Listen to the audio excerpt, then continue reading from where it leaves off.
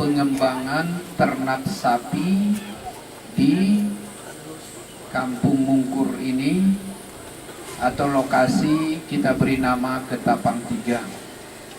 Karena Ketapang ini Bapak merupakan satu kawasan luas yang dimulai dari Ketapang 1 di daerah Wak, Ketapang 2 juga antara Wak dengan Lumut, dan Ketapang 3 di sini. Nanti ada Ketapang 4, 5, dan 6 lagi.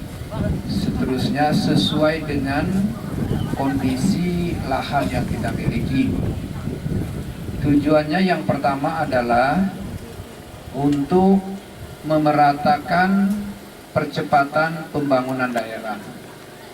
Ada daerah-daerah yang belum berkembang, kita usahakan dimanfaatkan supaya berkembang. Yang kedua adalah untuk menyerap lapangan kerja atau menampung saudara-saudara kita yang masih terbatas lahan usahanya.